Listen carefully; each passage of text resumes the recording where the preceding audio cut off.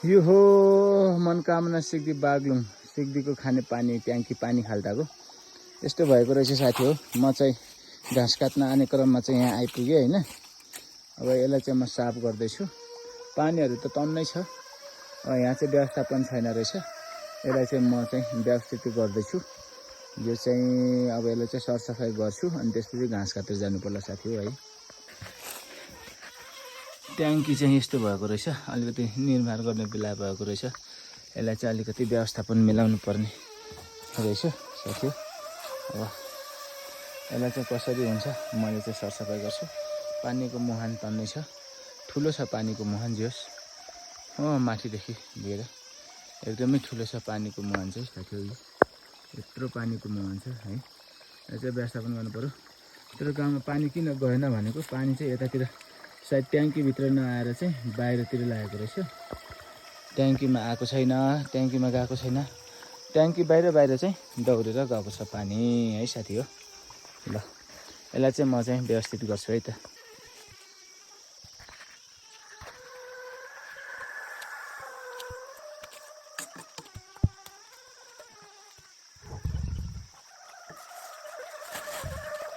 पानी चाहिँ बाहिर गएको छ, यो चाहिँ खानुपर्ने रहेछ साथी। पानी चाहिँ सबै बाहिर गएको छ अनि पानी कसले हेर्ने? यति कराइरहेको छ पानी, पावर पनि ठुलो रहेछ। एकदम यसरी झारपातहरू आएर कराइरहेको छ, यसलाई सरसफाइ गर्नुपर्ने। त्यसरी चाहिँ पानी चाहिँ पुरै परेछ।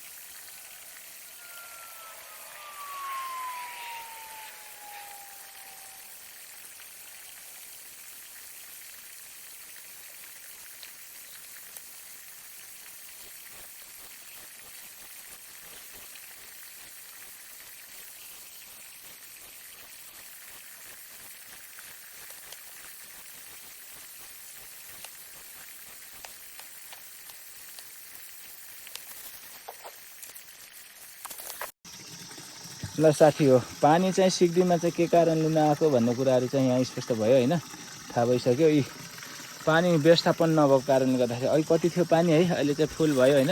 मैले व्यवस्थापन गरेँ यसरी है। पानी चाहिँ अहिले यत्रो छ हामीसँग, यत्रो छ पानी खाल्टामा है। पानी चाहिँ यस्तै मजाले चाहिँ मैले चाहिँ सरसफाइ गरेर आनन्दले पानी चाहिँ यतातिर लाग्यो है होइन। अब व्यवस्थापन हुनु पऱ्यो क्या सबै कुराहरूमा। अब किन आएन किन भएन भनिकन भन्नु भएन है। प्लास्टिकको माध्यमबाट मैले यसरी चाहिँ पानी चाहिँ यहाँ यत्रो चाहिँ लिइसकेँ है। पानी चाहिँ अब मजाले सिक्दी गाउँमा जति पनि पुग्छ पानी। अब चाहिँ व्यवस्थापन हुनु पऱ्यो, यसलाई चाहिँ अलिकति व्यवस्थापन गर्नु पऱ्यो साथी हो है। पानी खाल्टाको पानी हो साथी है। यत्रो पानी आइरहेको छ अनि यति पानी भएपछि सिक्दीलाई पुग्दैन, जति पनि पुग्छ पानी खाल्टाको पानी साथी हो। मैले व्यवस्थापन गरेँ, यो प्लास्टिकको थ्रोबाट गरेको छु। यसलाई चाहिँ अलिकति पर्मानेन्ट तरिकाले चाहिँ गर्नु पऱ्यो है। जोसँग चाहिँ काम गर्नै पऱ्यो। फोहोरहरू जति पनि छन् तिनीहरूलाई चाहिँ व्यवस्थापन गर्नु पऱ्यो साथी हो। अहिले चाहिँ पानी पहिला सुरुमा देख्नु भएको थियो होला, अहिले चाहिँ फुल भएको छ पानी ट्याङ्की है। यसरी चाहिँ मैले चाहिँ के गरेँ भन्दाखेरि पानीलाई चाहिँ व्यवस्थापन गरेँ है साथीहरू। ल यो पानी खाल्टाको पानी हो, र पानी खाल्टाको पानी ट्याङ्की ल